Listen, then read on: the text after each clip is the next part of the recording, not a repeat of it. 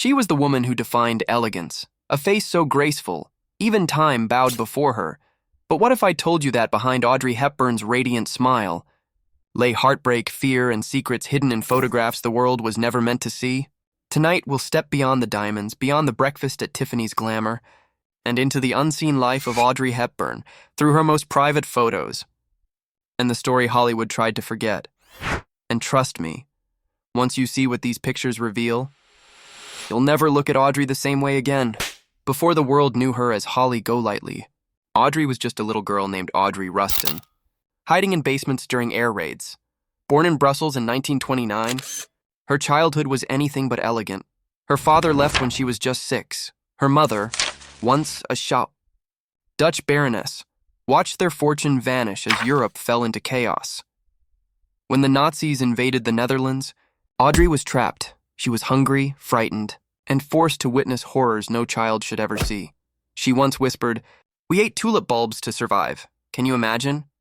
The girl who would later dine on caviar in Paris once gnawed on tulip bulbs just to stay alive. One rare, haunting photo from 1944 shows her standing by a broken window, holding a loaf of bread. Her eyes, wide, uncertain, carry the kind of sadness only war can carve into a soul. That picture, taken secretly by a family friend, remained hidden for decades. Because Audrey didn't want the world to see her suffering, only her grace. But those who knew her then say that the fear in those eyes never truly left. Crazy, right? The woman who made black dresses iconic was once running through muddy streets with no shoes on. It makes you wonder, if Instagram had existed back then, would she have posted a selfie in a bomb shelter? Probably not. Audrey wasn't chasing fame. She was running from fear.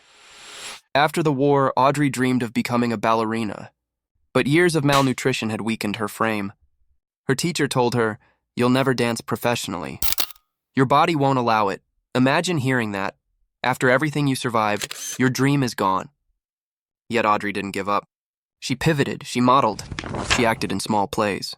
And one night, as fate would have it, a producer spotted her rehearsing on stage in London. That moment, that one random night, changed history. Soon she was cast in Gigi on Broadway, and her performance dazzled everyone. Then came Roman Holiday, the film that made her immortal. Gregory Peck, her co-star, famously said, "She stole the movie from me," and the world fell in love. In one behind-the-scenes photo, Audrey sits on a Vespa laughing with Peck. It's pure magic, but what you don't see is that moments before that smile, she had been crying. Why? Because she didn't believe she was good enough. Even as Hollywood crowned her its new queen, Audrey battled crushing self-doubt. She'd stare into mirrors and whisper, "I'm not beautiful. I'm not special." So what made her smile in those photos? When her heart was breaking? That secret one I will uncover soon. After the war, Audrey dreamed of becoming a ballerina, but years of malnutrition had weakened her frame. Her teacher told her, "You'll never dance professionally.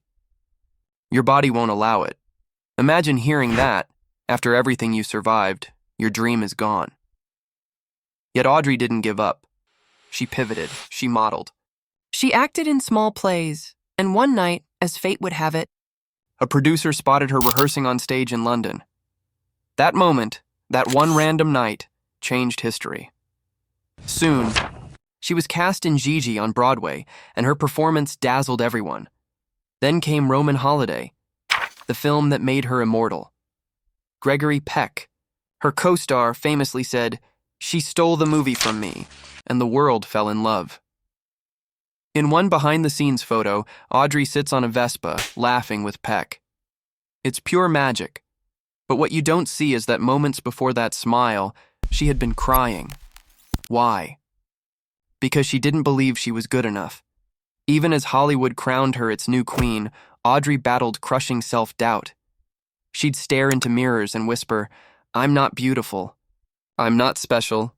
So what made her smile in those photos, when her heart was breaking? That secret we'll uncover soon. Her fame soared. Her face was everywhere, but the more the world adored her, the more she felt like she was losing herself. Every flash of a camera reminded her of the things she couldn't escape, her past, her loneliness, and the fear of being truly known. Audrey's love life looked perfect on paper. She married Mel Ferrer, her co-star and mentor, in a fairy tale wedding that had magazines swooning.